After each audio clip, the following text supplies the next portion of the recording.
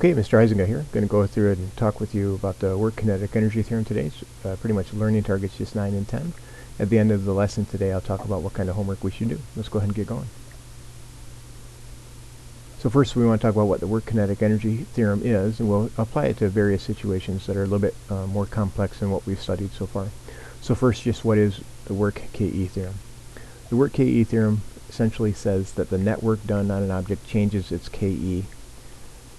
Again, net work is an important idea. It's the work done by all forces that are acting, not just the work done by any single force, but all of them together. We can get net work again by looking at the net force acting on an object, multiplied through the displacement through which that net force acts, or we can get net work by looking at the work done by all forces, compute them separately, and then just add them up. Anyway, the net work done on an object equals its change in KE. I want to show you how that theorem is derived. We really use both Newton's second law and this Fab 4 equation, the one that didn't have any time in it.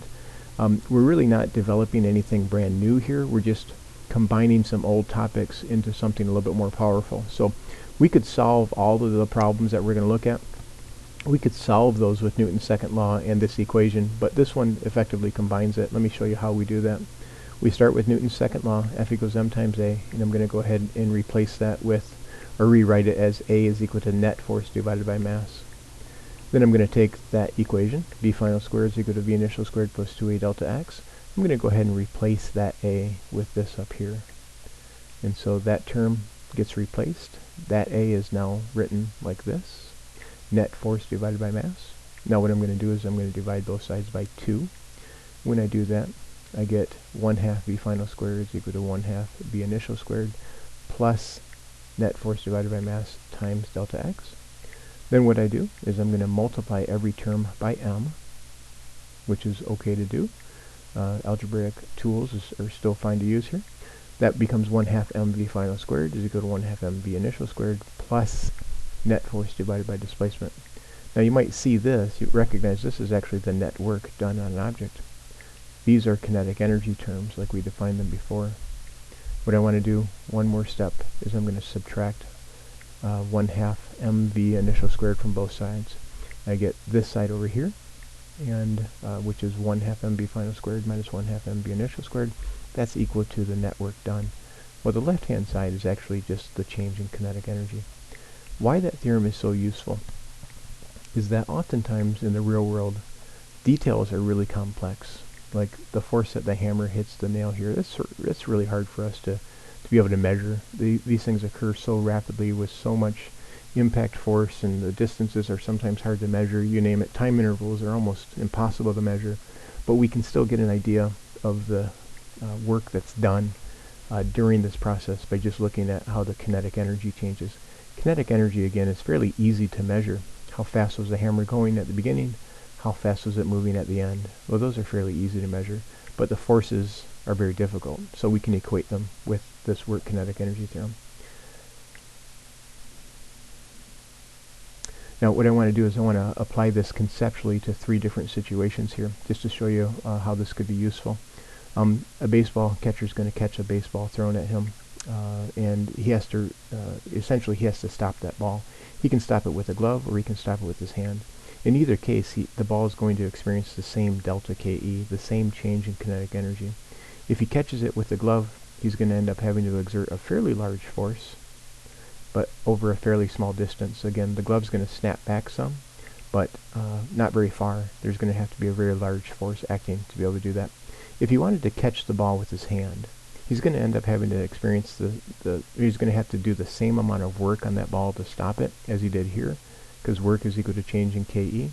But the idea here is that he would take his hand, if he wanted to keep it from hurting, he would allow his hand to move back quite a ways. So he's going to end up getting a very large displacement through which that force is going to act. That's going to reduce the amount of force that's acting. So the force that he would be exerting would be fairly small, and that force would be in this direction, so that he could stop that ball. And again, the work kinetic energy theorem sort of explains how that would work. If the force is predetermined, like the force might be a function of just the pitcher's strength, or how strong his arm is. Well, if force is a constant, then what the work kinetic energy theorem says is if you can increase the displacement through which that force acts, we can get a larger kinetic energy. So this baseball player, the pitcher, is taught to bring that arm all the way through and extend it as far as he can during that throw so that he can get a much bigger D. If he can increase the displacement through which that force acts, he's going to get a bigger kinetic energy. Down here, we have a cannon that has a certain amount of gunpowder in it. Same thing over here, same gunpowder. But because this barrel is so much longer, since D is so much greater than this D, what we're going to get is a much greater kinetic energy coming out of here. So that projectile is going to come out with a lot more speed than this one, even though they have the same force acting. And last but not least, in your driver's training classes, you probably remember them telling you that if you're going faster, you have to give more room to stop. Same idea here, or that can be explained rather with the work kinetic energy theorem. Let's say you're going twice as fast in your car, so from 50, now you're going to go 100.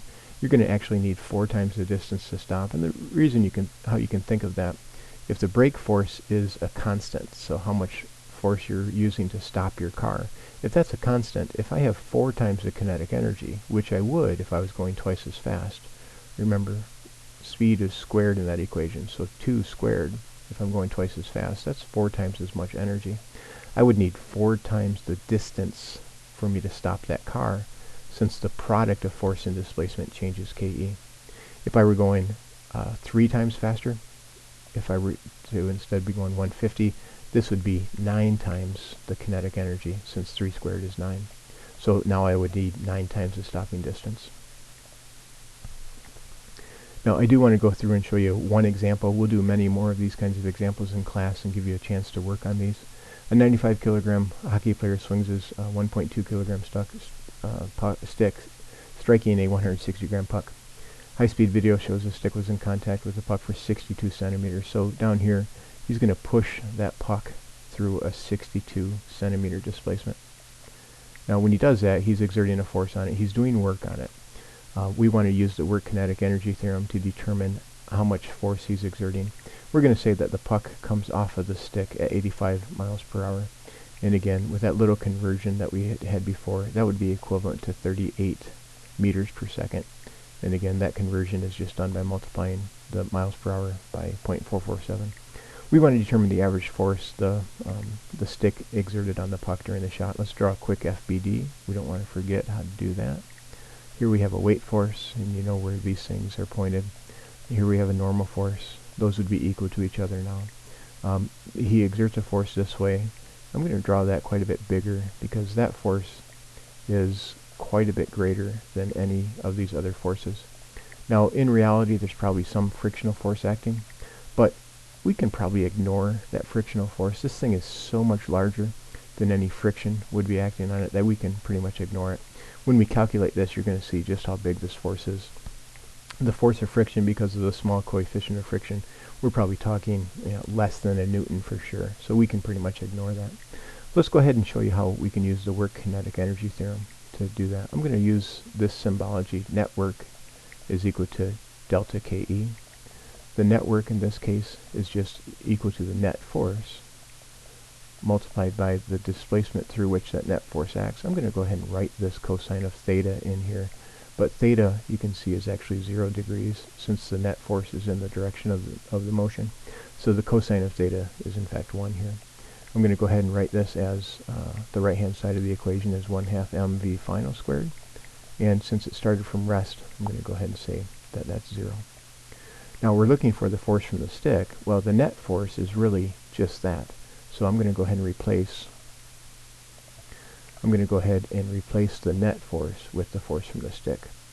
And because I'm looking to solve it for that, I'm going to go ahead and move that d over to the other side. And that would be 1/2 mv final squared over here, all divided by d. So if you want to think of it like that's the numerator and that's the denominator. Now let's go ahead and plug some numbers in here. 1/2. The mass of the puck was 0.160. We do have to make sure we put that in kilograms, not in grams.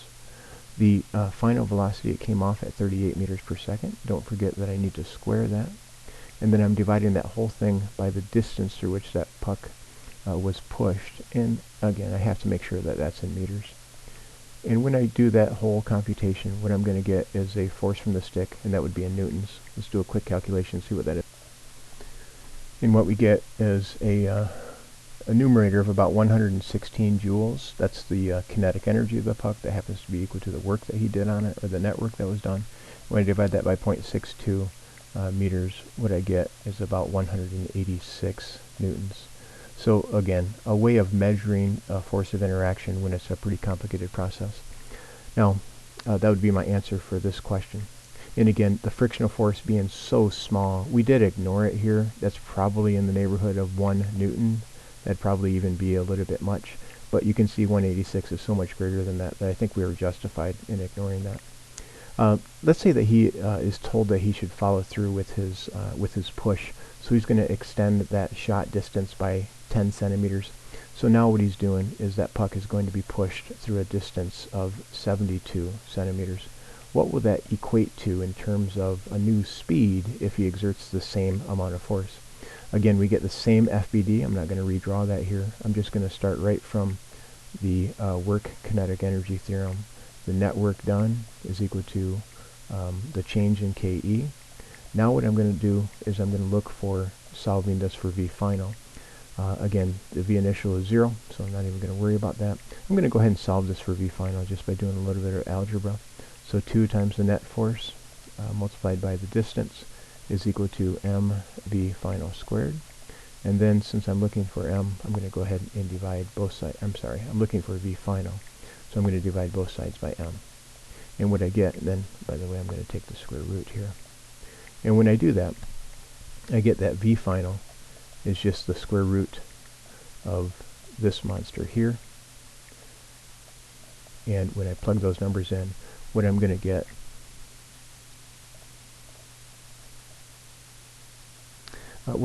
is that his shot comes out at about 41 meters per second as compared to 38 as it was up here. So again, another 10 centimeters there equates to about 3 meters per second more of speed, or about plus 7 miles per hour. And again, that may not seem like much, but it could certainly mean the difference between a goal and not a goal. Now guys, I'm going to stop there. That's fairly quick. We need to do more examples on this, but I'm going to save those for in class. So we'll stop there, bring questions for tomorrow, and we'll talk to you then. Go Bucks.